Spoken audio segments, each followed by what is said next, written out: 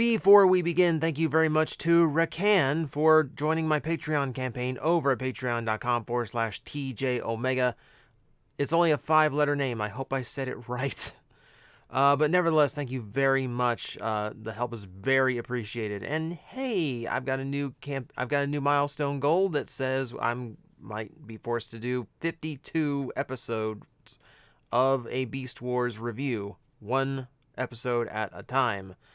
If you want to see it, go consider chipping into the campaign. Now, once upon a time, there was a comic book called Transformers Deviations, which I firmly believe to be the worst official piece of media ever produced for Transformers. It is essentially a hit piece against Hot Rod, and most of the 86 cast includes a lot of nonsense that absolutely would not have happened in the movie, all to do, and essentially, and basically takes out, the author takes his hate out on the 86 cast, very obviously. But the whole concept of it was, what if Optimus Prime survived the Battle of Autobot City? And the results are questionable. Things are very weird in that comic and very bad. But I don't think it really did the concept justice, because there's just too much that went wrong. So, let's attempt it ourselves and ask what would have happened if Optimus had survived the original Transformers movie. Now, of course, the beginning part of the movie is basically going to be exactly the same.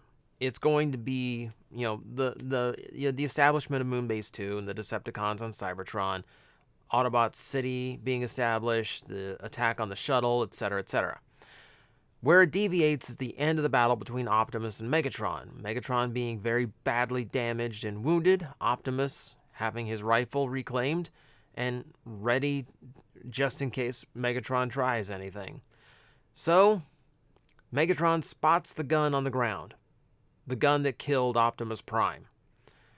Hot Rod, deciding he had to help Optimus, chases up the ramp, heads toward the fight scene, and when he spots Megatron reaching for this gun, instead of tackling him, he simply holds his wrist blaster forward and shoots the gun away from Megatron's reach.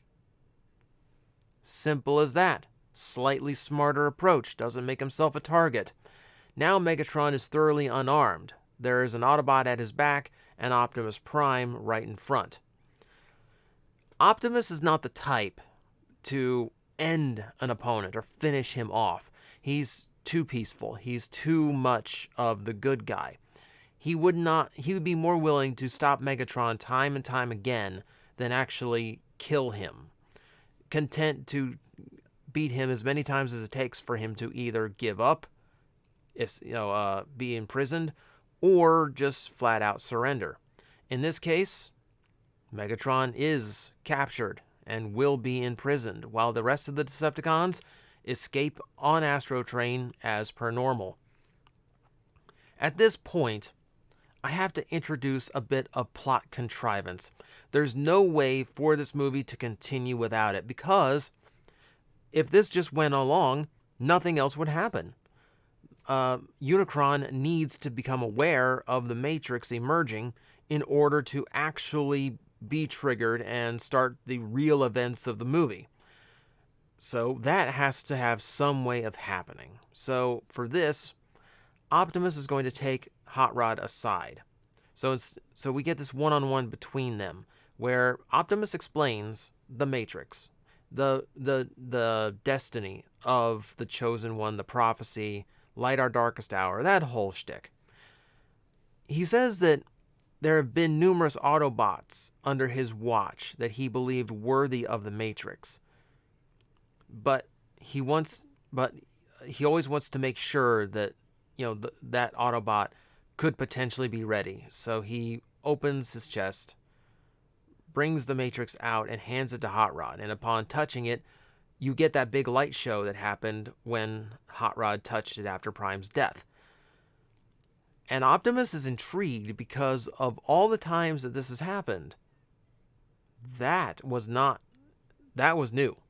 That's never happened before. So now he's interested. And of course now, Unicron is interested as well. So just like in the movie, Starscream gives the order to jettison everyone off of Astrotrain that's too damaged. Even though you can't jettison weight in space. It's space, you're weightless. They're intercepted by Unicron, who does reformat them into Cyclonus and the sweeps. But this time, no Galvatron. There's no one here that was worthy of that much power. So, they accompany him to Cybertron, where Starscream is having his coronation. He gets a little farther this time, but for the most part, it ends basically the same spot. Except instead of being wiped out by Galvatron, Starscream is now standing in front of Unicron, who is overlooking the planet and is making the same offer. He needs a herald to destroy the Autobot Matrix. And that is going to be the most powerful Decepticon present, Starscream. And of course, it's the promise of great power, so of course Starscream is going to go for this. The name in the comic book for a reformatted Starscream was Megascream, which I find... No. I don't think Starscream would tolerate having Mega in his name or being any kind of like Mega anything in the Decepticons. We're going to play off of his name, and we're going to go with the name Nova Scream. And when you think of Nova Scream, you think of Galvatron, but think closer to Energon Galvatron.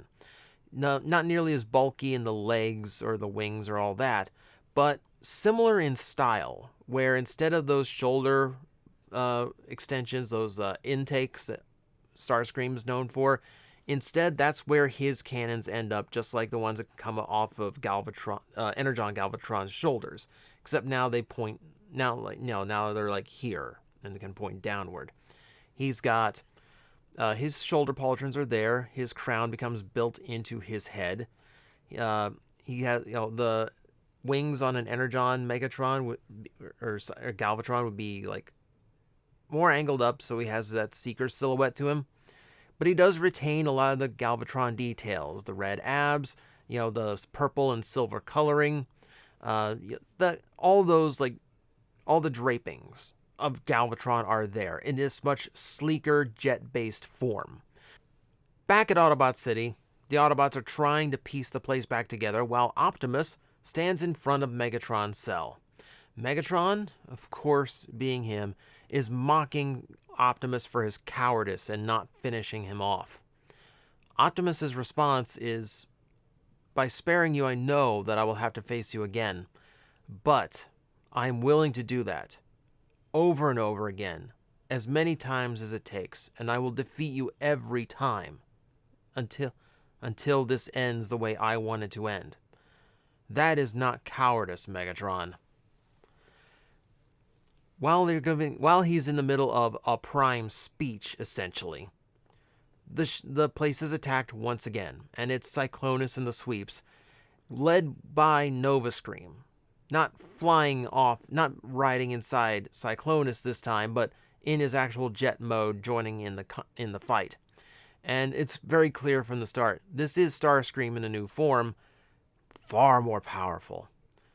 This is also Starscream, though, so he's going to be more boisterous, and he's going to announce the power that he now wields, as well as the forces behind him. So he is going to scream that, I, Nova Scream, demand that you hand over the Matrix of Leadership in the name of Unicron. Very loud and proud of this. So this is within Optimus and Megatron hearing it. Now the evacuation order for the city has already been given out, so Optimus is now leading a unarmed Megatron out of his cell to get him to an escape pod too, escape shuttle. Because even if it's his mortal enemy, he's still not going to let Megatron, he's still not going to leave Megatron to die helplessly. It's not who he is. So, in Energon chains, bring Megatron along, and we move on to what is this, essentially the same scene that we got before. The two shuttles escape, one of them gets away, and the other one is chased off by the Decepticon, what is now Nova Scream's ship.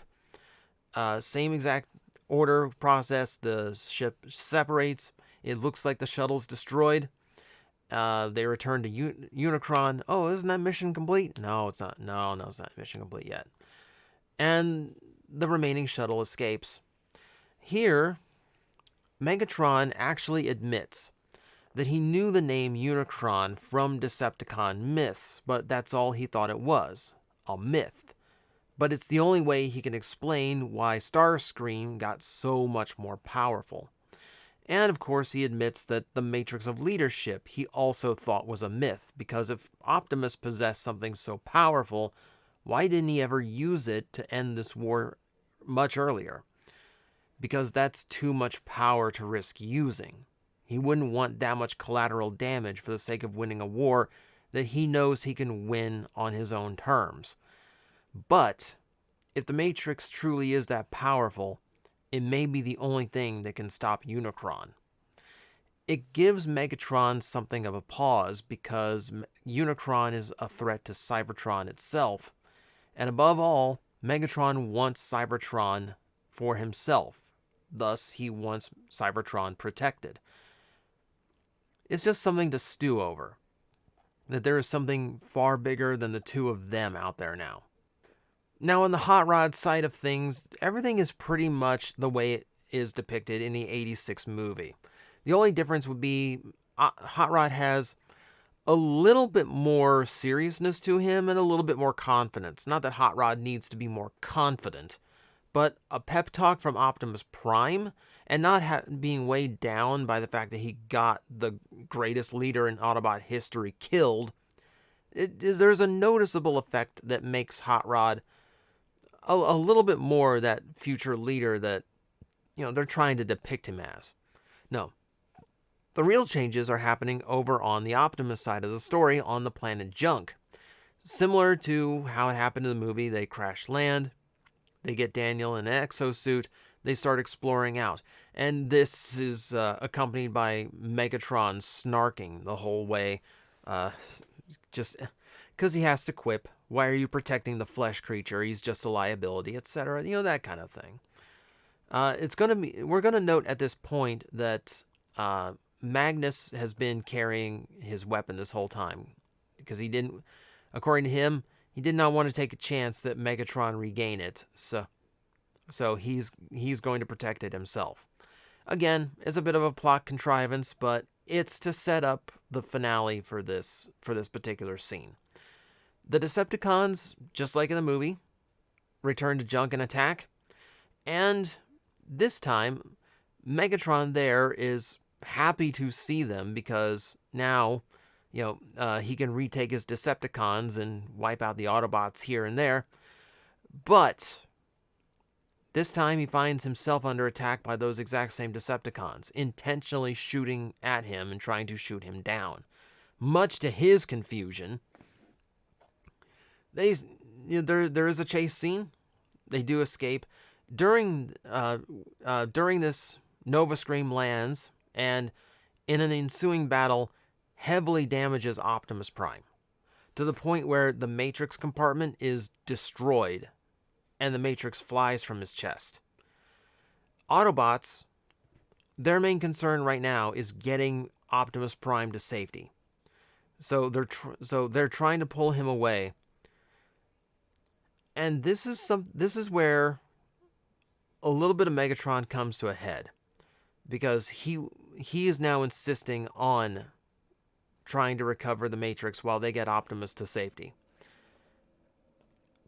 Why should I trust you? Because you have no other choice. I'm the only one that can stand up to Nova Scream right now. And besides, I've been waiting eons to do this.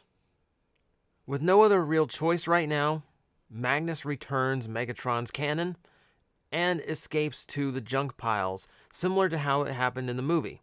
Except instead of Magnus collapsing the junk around the Autobots to protect them, Megatron does it.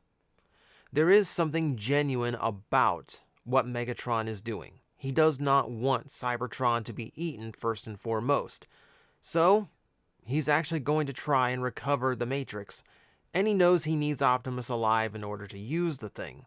So, we have a standoff. Megatron versus Nova Scream. And of course, Megatron, confident as ever, doesn't matter what you call yourself now, you're still that sniveling Decepticon that could never best me.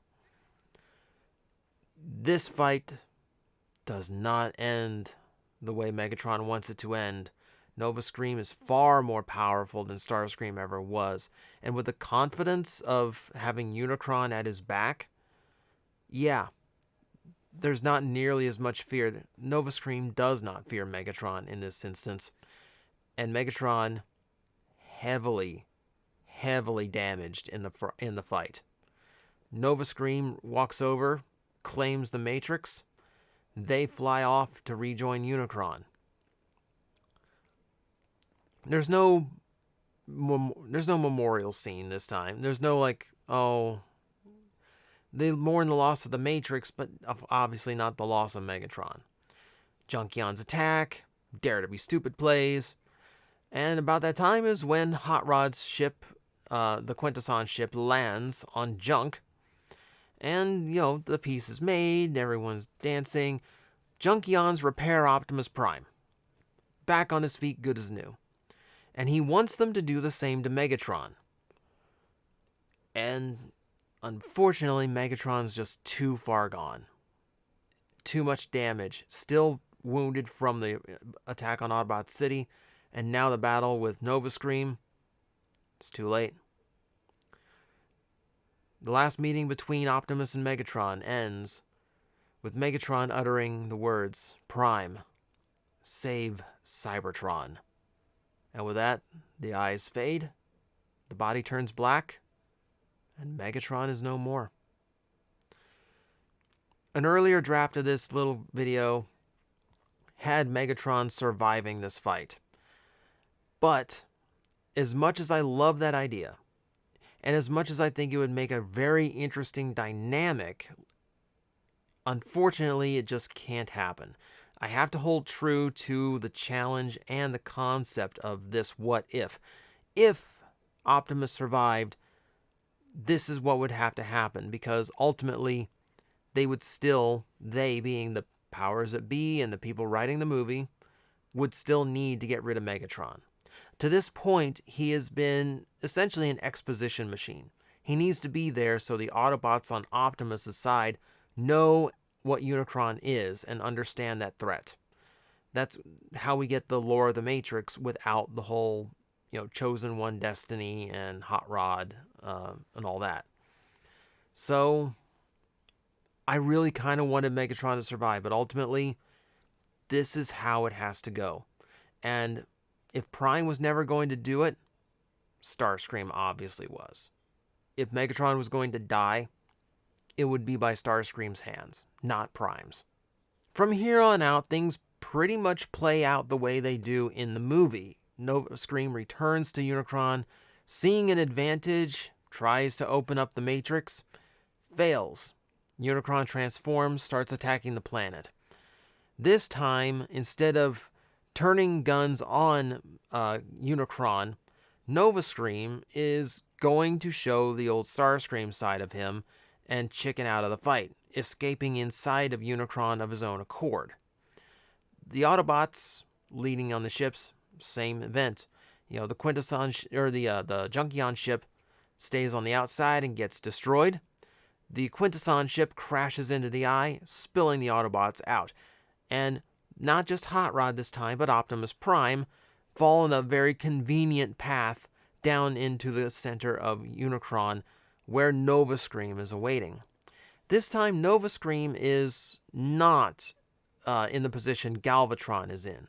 Galvatron wanted to form an alliance with Hot Rod against Unicron, because ultimately, he was Megatron. He doesn't want Cybertron destroyed.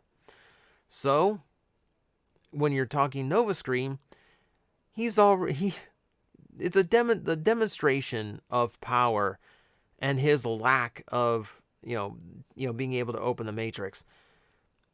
He's kind of accepting what's going on here. He is the herald of the most powerful being in the universe, and there is a part of him that's very comfortable with that. It's comfortable with the confidence and security that comes with it, as well as the power, obviously.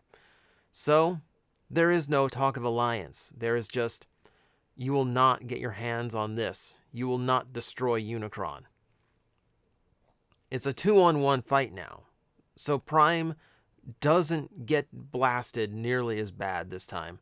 Him and Hot Rod are making a good team against them, as everyone else kind of struggles in their own outside and inside Unicron. Eventually, Prime wrenches the Matrix away from Nova Scream, and it flies into the hands of Hot Rod. Rodimus Prime is born.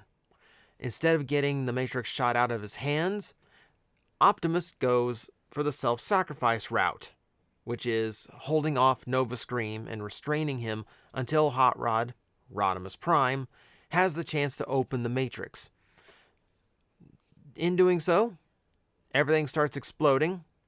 Optimus does get away from Nova Scream, just in time for Nova to get buried under the rubble that is Unicron's core.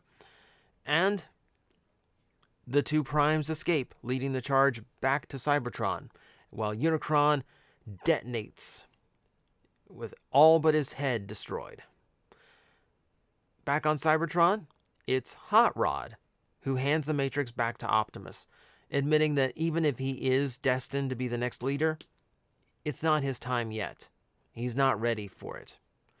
So, it's the first piece of wisdom that Hot Rod has shown, and the first of many bits of wisdom that he will have to be responsible for when he becomes leader.